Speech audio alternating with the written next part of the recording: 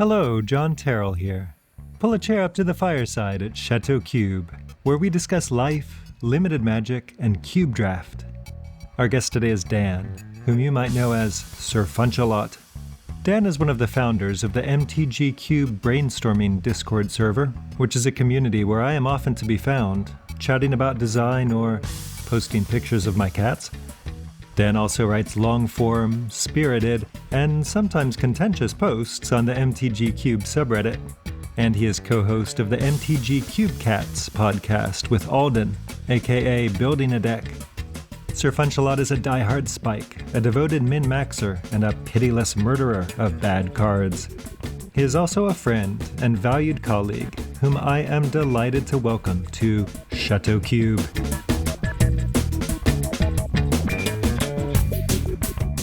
Well, to begin with, Dan, how would you describe yourself in a tweet?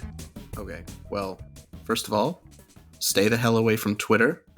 The website is absolute cesspool on the internet, but I am passionate about game design, cube design in particular, magic and card games, nerd, and a metalhead. What's up, dudes? A nerd and a metalhead. That's awesome. You've mentioned you've got experience with all sorts of different card games. I mean, you've got a long track record with Hearthstone now, too. Yeah, I've definitely made the rounds. What are some of the things about Magic in specific that attract you to this card game or to cube design broadly? Ooh.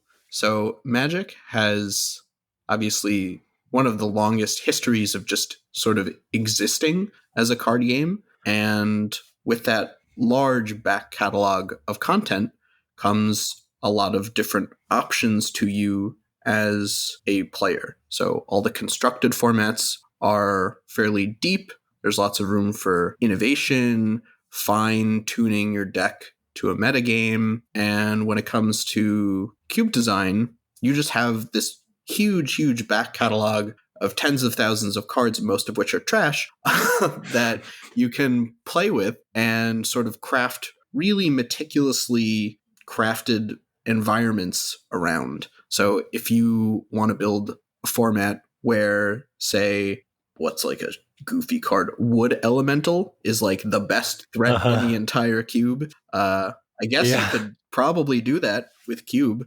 whereas really every other game's never going to end. Yeah, exactly. But with most other card games, that's just not an option you have. There's not like a cube analog in something like Hearthstone or any of the other digital card games. They're just PvP sort of constructed formats only. So that's something that's just very unique to Magic. So Magic has this really broad library, deep library, and you also mentioned all of the formats that exist in Magic.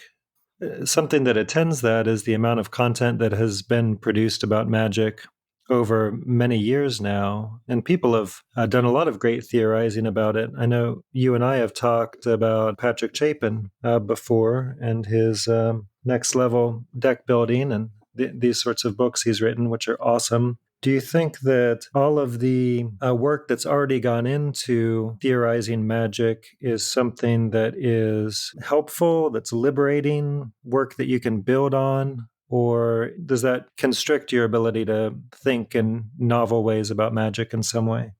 I don't really think it restricts how I think about Magic. I think it's expanded my understanding of the game. And then with that more profound and nuanced understanding of what works successfully in games of Magic and why, then I'm able to then apply those lessons to my own constructed decks when I'm playing in a constructed format, when I'm drafting a retail limited set, and especially when I'm designing my own cubes. What are some similarities or differences between how one goes about making a deck for a constructed format and how one goes about constructing a cube environment? Seems like using Patrick Chapin's next level deck building, where he is talking largely about constructed environments, one might think that that's not going to map on in a particularly direct way to the experience of building a cube. So it does to a certain extent. the sort of lessons that Patrick Chapin or Mike Flores or any of these other titans of Magic gameplay theory have already written about is that they're lessons you can apply to pretty much all constructed formats. And Cube is sort of like this halfway point between limited and constructed, right? You're not playing usually with like wind drakes and giant spiders. You're playing with like Jace the Mind Sculptors and Thrun the Last Troll.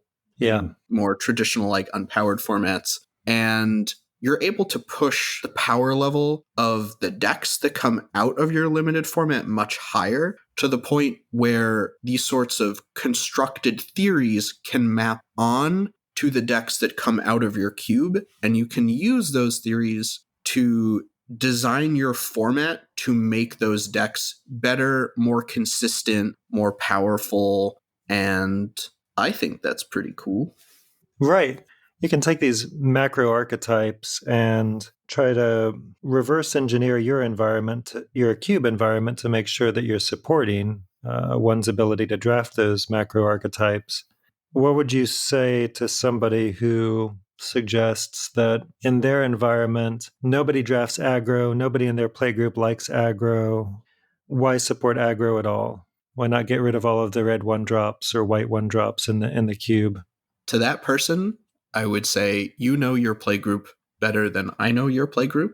And if you and your friends have tried aggro in constructed and you really just do not like it, then that's totally a viable option to you, is removing the aggro pillar from your format. Obviously, there's going to be some balance ramifications from that. If your combo or control decks aren't being aggressively pressured by these linear proactive strategies, they can become a little bit too dominant. But if that's not like a concern of yours, that sort of metagame imbalance, then like, yeah, go ahead, cut mono red.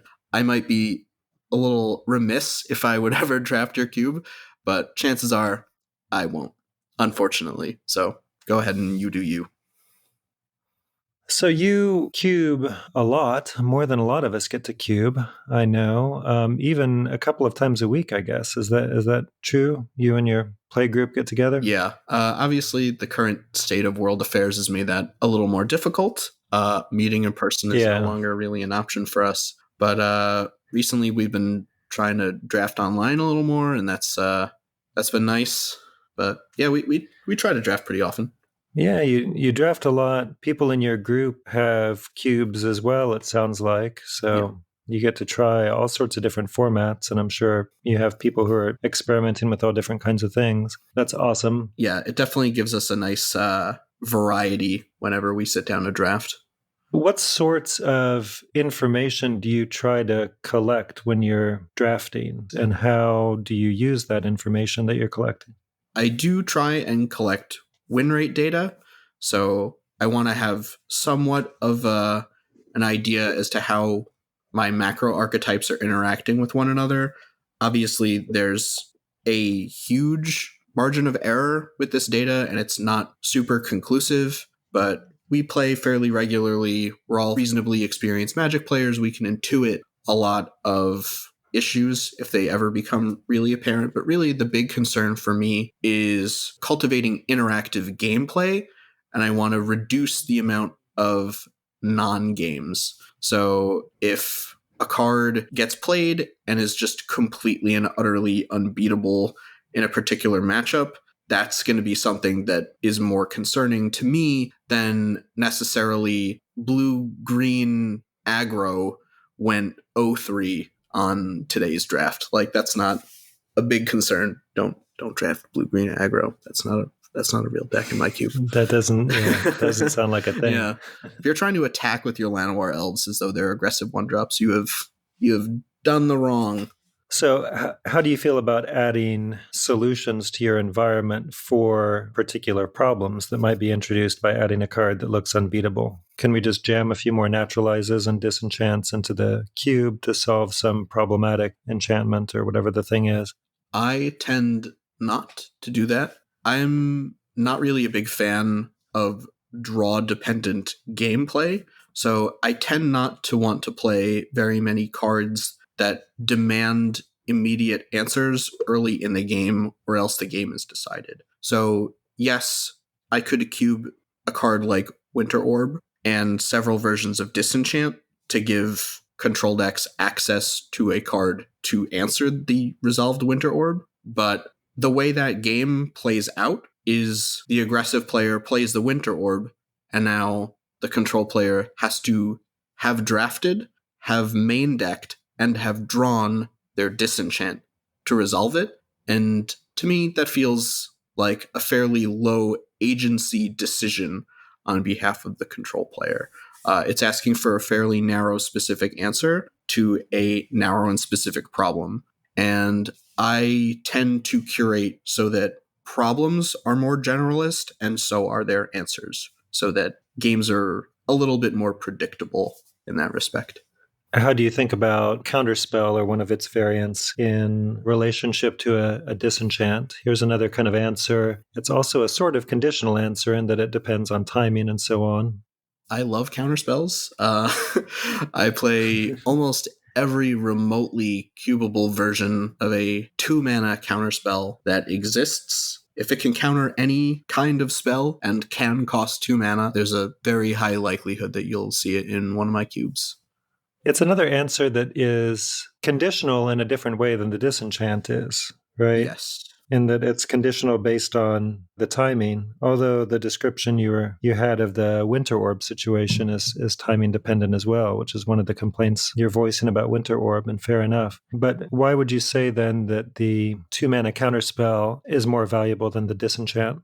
Because it can answer anything. Whether your opponent's tapping out for Garruk Wildspeaker, or Damnation, or a Winter Orb, you can always cast Mana Leak in response to it and just say no. And that kind of generalist, wide-ranging answer card is really powerful in the game of Magic, especially at the price point of 2 mana. And it's something that really all blue decks of all macro archetypes would be interested in playing some number of per draft. It's a card type that like very rarely will end up in your sideboard.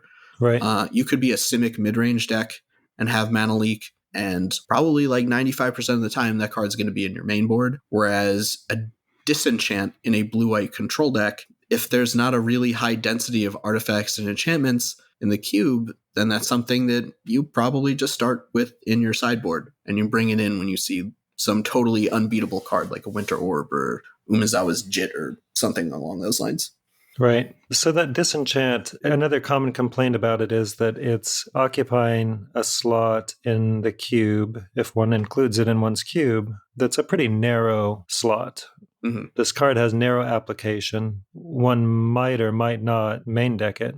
How do you feel about, let's say, a Goblin Guide or a Lightning Bolt, and how one compares these two kinds of cards, where a Lightning Bolt seems to fit the description you have of the Counterspell, where any red deck is going to happily play a Lightning Bolt. It's always going to be main deck material. The Goblin Guide is a much narrower card. Not every red deck is going to want to play it, of course. It really fits a pretty narrow archetype. Why run the Goblin Guide?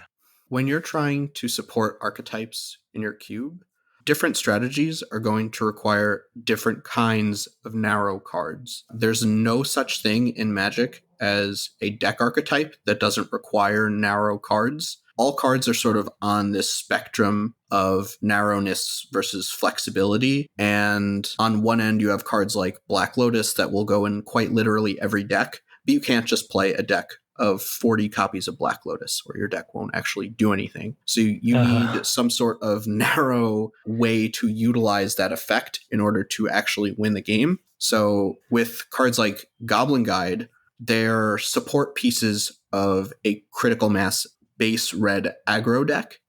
Yes, you can't just jam Goblin Guide into your Jeskai control deck, but that's okay, because it's an enabler for this other diverse strategy. So if you want to support more than a single way of playing Magic in your cube, that's just the breaks. You need to include some number of narrow enablers. If you don't run any mana dorks in green, you're not going to see green decks ramping on turn one, right? Those cards just have to be there in order for those strategies to sort of take.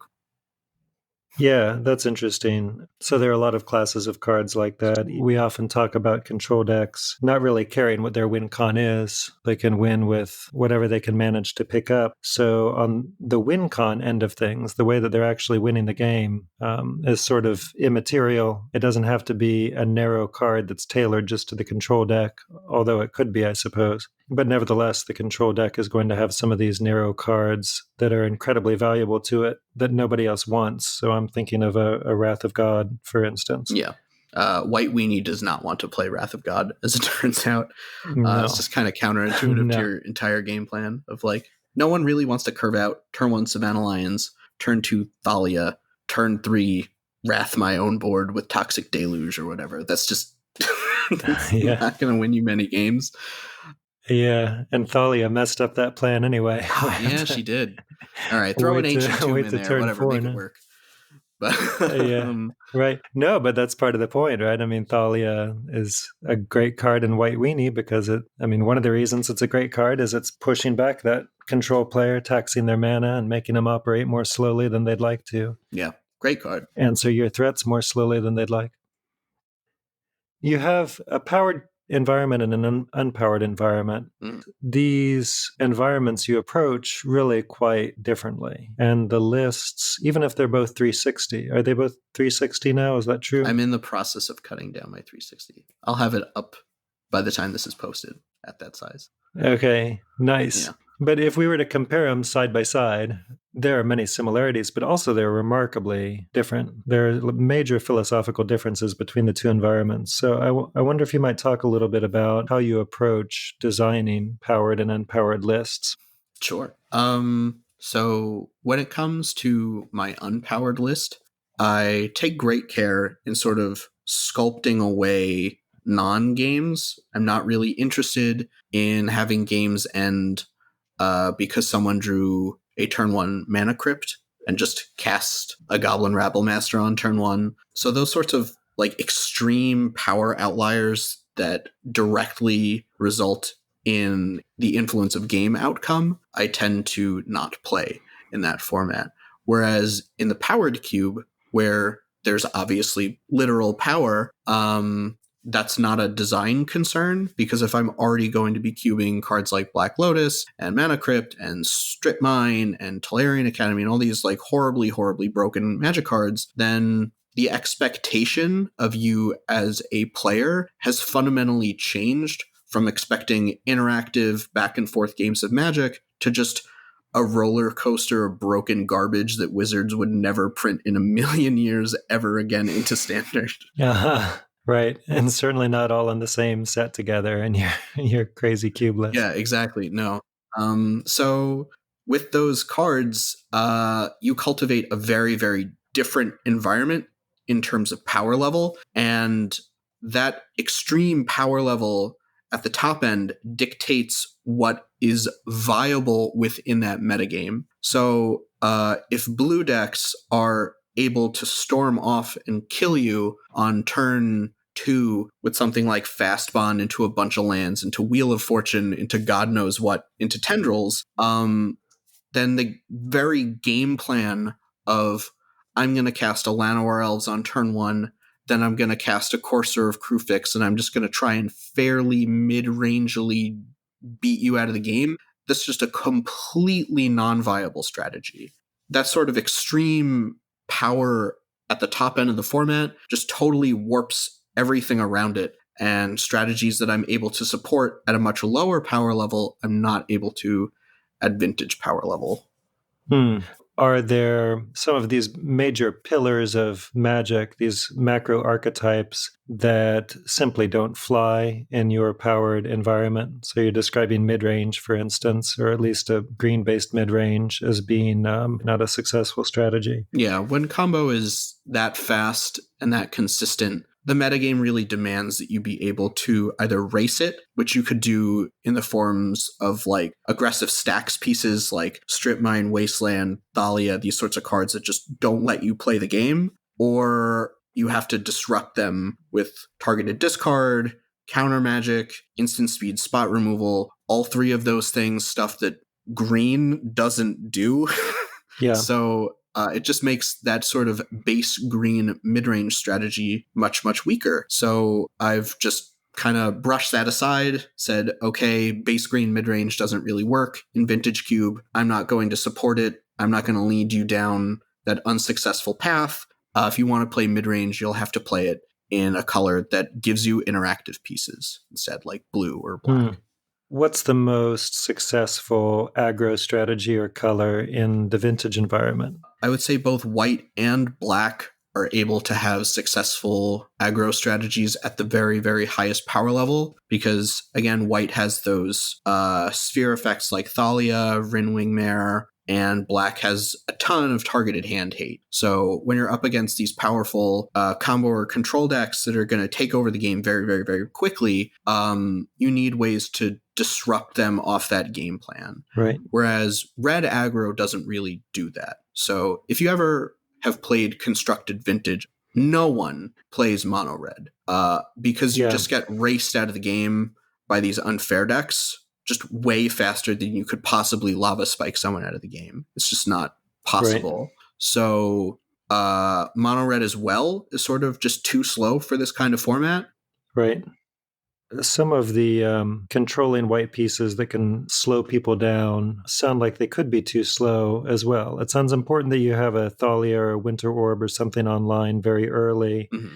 There's something like Armageddon or Ravages of War or like Hikori Dust Drinker or something. Do these have a place in this kind of environment? I think they're also usually too slow. And a lot of that also has to do with the density of brown mana. So right. Armageddon is really, really powerful against a control deck when all of their mana is developed lands. But if they just turn one Soul Ring Signet, it doesn't really matter whether or not you have Armageddon on turn 4. The control player's already been able to develop their game plan so substantially that you're not outpacing them at that point. You need to be acting and disrupting them much, much sooner than that. What role does green have to play in this environment? Green is actually a really powerful combo color. Green has a lot of different tutors: Worldly Tutor, Sylvan Tutor, Fauna Shaman, Survival of the Fittest, and also has a lot of cheat effects to just directly cheat game-ending threats into play fairly early on in the game, because also green is the ramp color. When you're accelerating with like a turn 1 Utopia Sprawl into a turn 3 Elvish Piper that you put Lightning Greaves on, well then that Emrakul that you cheat out is also going to have haste. And then you just turn it sideways and you kill your opponent. So rather than trying to just fairly grind out your opponent with threats like Garruk Wildspeaker or what have you, you just cheat out Eldrazi or other stupid cards and just kill your opponent in like a turn or two. Accelerating that speed of game-ending effect as early as I possibly can. That's how green is able to sort of succeed. And there's also some support for Storm in green, right? All the enchantment ramp is really good with stuff like Turnabout or Time Spiral, because you get to double dip on that mana. Fast Bond's a really broken card with draw 7s. Heartbeat of Spring also lets you storm off. But like really anything in the fairer theater of green is just not supportable, I don't think, at that power level. It's just too easy to lose to like Reanimator, or even just Control just going way over the top of you with brown mana. Control does exist, though, in the environment, it sounds like you're saying, despite the fact that you're talking about very early interaction being extremely important. What does a control deck look like? Because presumably it doesn't sit around until turn 4 doing nothing and then casting a Wrath and then going from there, because presumably you've already lost by that point. You very well might have. Yeah. No, Control definitely takes on a much more disruptive role in this kind of format. Heavy density of counterspells, instant speed removal, that black targeted discard, and fundamentally broken mana accelerants. One of Control's traditional weaknesses is that it doesn't really develop anything in the early turns, and brown mana just kind of flips that on its head and says, no, you're just at the late game on turn 2 because you started the game with a Soul Ring. And that allows Control to just sort of be the proactive deck in a lot of these matchups because your opponent's just instantly put on this clock. When you just cast Jace Memory Adept on turn 2 off of Mana Vault, your opponent just has to either kill you or answer your Jace immediately, or they're done. So Control is just able to sort of put itself in the driver's seat much, much earlier on because of these broken old Magic cards. And the density of interaction is really, really high to disrupt the combo decks. How does this compare then to your unpowered environment, which you describe as, I think you've called these your powered unfair stuff and unpowered fair stuff or something like that? How have you named these? Yeah, right. So you've been doing a fine job describing all the ways that one can do unfair things in your powered environment. What does fair magic look like to you? Well, it's fundamentally different. The speed of everything is dramatically reduced. There's no way you can win the game on turn 1 or turn 2. Aggro decks are really only killing you by turn 4 or 5 if you just do absolutely nothing to interact with them. And there's just no way to really break the fundamental rules of Magic.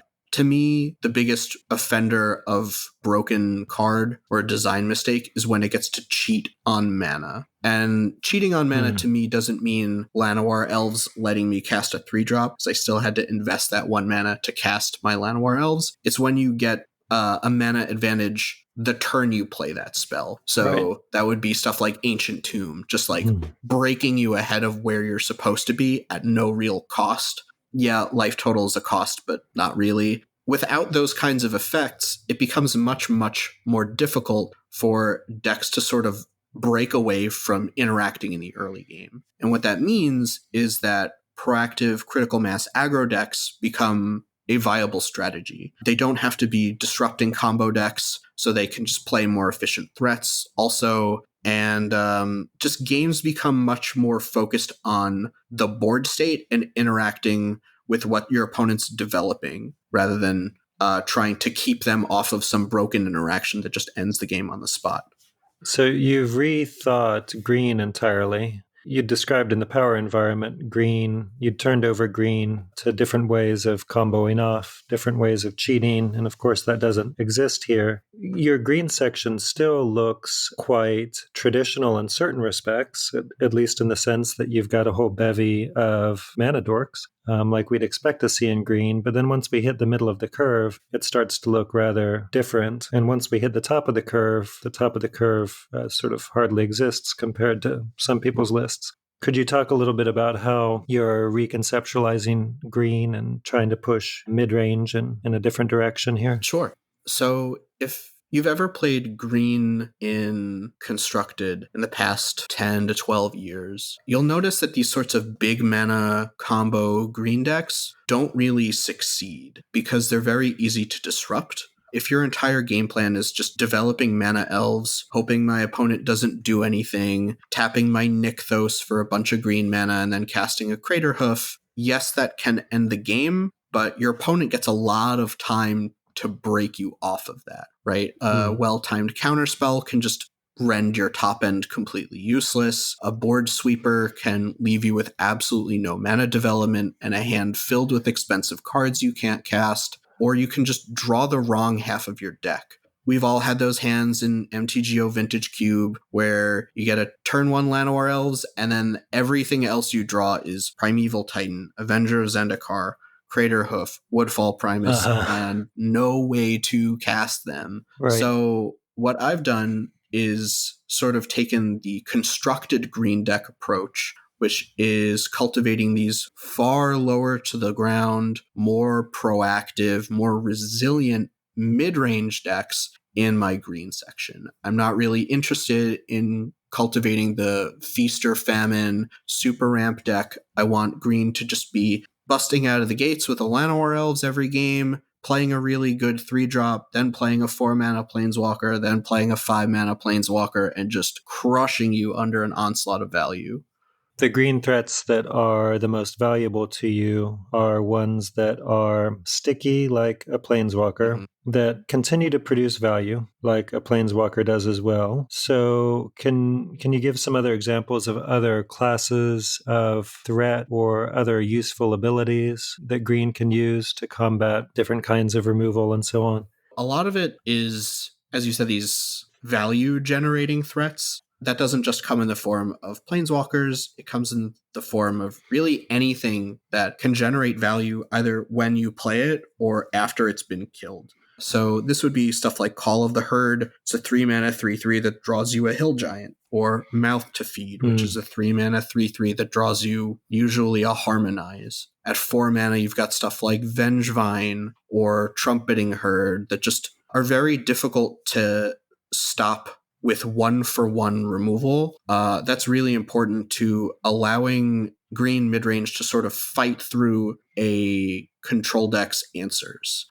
Because that's typically midrange's weak matchup, is control, right? I think the guys on Solely Singleton have talked about this in the past, where that's green's big weakness is you play all your ramp stuff, you play your big guy, they cast Wrath of God, and now you have absolutely nothing and you're dead. Right. And the way that you mitigate that is by giving green these small incremental value advantages that it can sort of nickel and dime a control player over the course of the game to continue to pressure them, maybe not as substantially as if they just untap with an Avenger of Zendikar, but turns out if you just turn 3/3s sideways enough times, your opponent dies anyway, so you don't have to go that big to get the game wins. Right, that's awesome. So you've got creatures and spells with flashback or rebound. You have creatures with flash, right, that lets you end step on your opponent's turn. Yeah, Nightpack Ambusher is a hell of a Magic card. Yeah, it is, right. So that helps you dodge a whole swath of spot removal and wraths for that matter. Mm-hmm. You've got creatures that are sticky in other ways by virtue of having regeneration or hexproof. Mana sinks is like the other big way. Just being able to get more mana's worth of value out of your cheap end cards is really important to the mid-range strategy. So that'd be something like Hex Drinker. It's a 1-mana 2/1, but you can then invest 3 more mana, and now it's a 4/4 with Pro Instance. And then you can spend even more mana on your 1-drop, and now it's a Progenitus. I've sort of taken that concept and gone much deeper in it than just the most premium versions of that effect. So I've got the kicker Kavus, Kavu Titan and Untamed Kavu. And they start out as like grizzly bears. I think one of them has some trinket abilities on it. And then you can spend 3 more mana on them later like vigilance in the game. Or something. Yeah. Some trinket text. Yeah. And then you can just kick more mana into them later. And now your 2-drop that normally would have been a brick, right? It's awful to draw Rampant Growth on like turn 5. Now you've just drawn a 5/5 vigilance trample dude, which is actually going to demand an answer from your opponent. Yeah. And that's actually really powerful, considering that this was also a card that you could develop on turn 2 to start attacking a control deck or to just start immediately contesting the pressure of an aggro deck. So that kind of flexibility is really worth a lot to midrange. It really helps its adaptive strategy, and it helps it continue to keep up the pressure even when it's drawing the bottom end of its curve in the late game. You've got all these creatures that scale well, like... what is it? Wolfbriar Elemental. Wolfbriar Elemental. Yeah, that guy's really good. All these X spells, like even Endless One and that new snake thing. Yeah, Stone Coil Serpent. That guy's also pretty sweet. Yeah, he is, and he's got a whole bunch of keywords on him too. That's a valuable fellow. We're talking about this way of reimagining green as mid-range, which makes perfect sense. Mm-hmm. We're talking about mid-range threats that start at about 3 mana and go up to, let's say, 5. Yeah. Although also with these X spells that scale like we're talking about.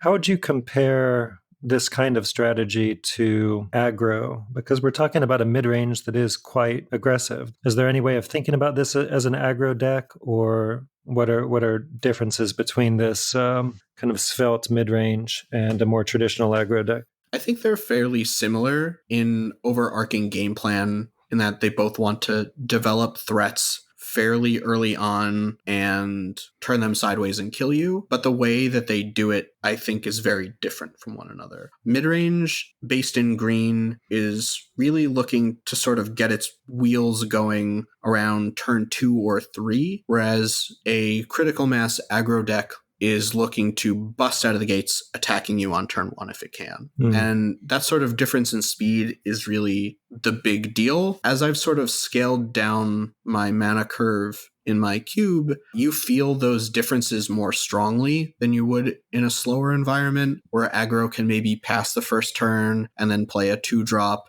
and sort of still aggro you out because it's got like a top-end Thundermaw Hellkite or whatever. That game plan in my cube would be the equivalent of midrange, whereas the speed of my aggro decks is much, much, much faster. You're going to see them very rarely curving past 3 mana. Sometimes in the case of mono red, just chopping the curve off at 2, almost playing like a burn strategy of just 1-drops, some 2-drops, and a bunch of burn spells, and just sort of looking to get in some chip damage very early on, and then just top deck stuff to go over your developed board state. Whereas the mid-range deck is sort of looking to play defense in the early turns against these really, really fast decks, and then sort of turn the corner in the mid-game and then start overwhelming you with a cascade of value. I think against control, they tend to play fairly similarly, except it's easier to gas out an aggro deck than it is a mid-range deck, which is just going to continue to pressure you for longer. But if mid-range stumbles in the early turns, it can be really difficult to actually close out against control because control was just given too much time by the mid-range deck's far slower clock. If you were playing one of these green mid-range decks, you would probably mulligan any hand that doesn't have an elf in it, just like you'd be inclined to mulligan any red deck wins hand that doesn't have a 1-drop creature. Yeah. You have to have that, otherwise you're playing too fair. You're playing mid-range that looks like maybe what people tend to think of as more mid-rangey in cube, where you're not deploying significant threats until turn 3 or something. And obviously that can depend on the matchup, right? And whether you're on the play versus the draw. I think if you're on the draw versus control, it's a lot harder to justify keeping a hand without an accelerant. But if you're on the play and your 2-drop is just Duskwatch Recruiter or some fairly value-intensive threat, then, maybe that's going to be good enough if you have a powerful enough 3-drop that you can cast, like an Oko or Nissa Voice of Zendikar or something. But you are definitely trying to get your faster hands more frequently, but the cube is also structured in such a way that if you drafted the archetype while it was open, you should have a fairly high density of those early game mana accelerants to enact that game plan.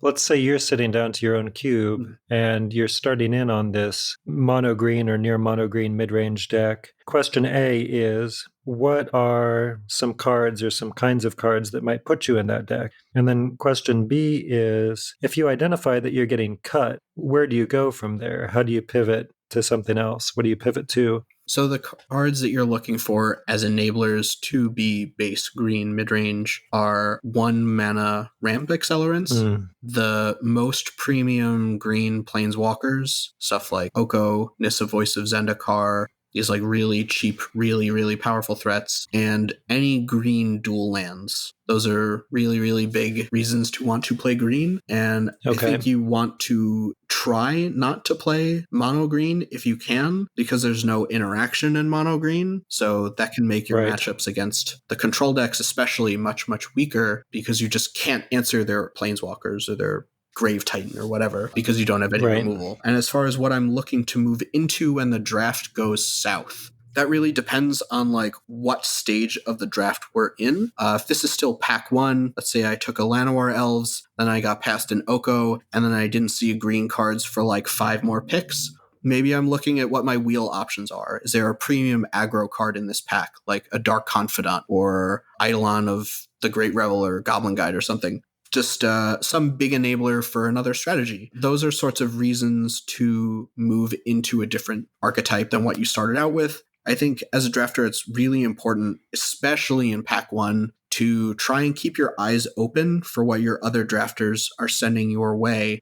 Because if you see a big opening for a deck like White Weenie, you probably want to move in as early as you can And if you're delaying that move until late in pack 2, you can end up with a pretty poor deck. So you really just need to see these things early and respond in kind. Right. So don't be too concerned about like taking some mediocre green card like a Kavu Titan if you see a premium aggro card. Read that signal, move into the more open deck, and just sort of go from there. Right. Okay. That's good advice. This is the subject of a video that I just released Yeah, I as saw well, good actually, stuff. which was, signaling and so on. What's some advice that you would give to somebody who's looking to build a cube? Ooh. First advice is Skyfall is your best friend, and you can get excellent quality Magic cards for very cheap. You do not have to spend big bucks to play with good cards. A lot of cubes that you see are only playing sort of the absolute best, most efficient versions of things, and not the class B or C, but still excellent cards. You do not need mana drain to make your blue decks good. You can play Syncopate, you can play Rune Snag. These are still really good Magic cards. And you can build an excellent cube even without spending a ton of money, even without being rarity restricted even. That's a really good point you bring up. And I wonder what you would say to somebody who's maybe starting without that mana drain, but looking to do incremental upgrades to their cube, which I'm sure we've all done. I mean, I know I did this. I continue to do this over a long period of time. How concerned should they be about maintaining some consistency and power level? Because it seems to me you could have this cube that's full of tier B or C cards, and then you suddenly introduce a mana drain that could imbalance the environment, right? Mana drain's a much more powerful card, clearly. So that's going to depend on your design goals and what you and your playgroup find fun in Magic. If your playgroup wants to play with a bunch of really broken cards, but you only have 6 of them, then just shove them in your cube anyway.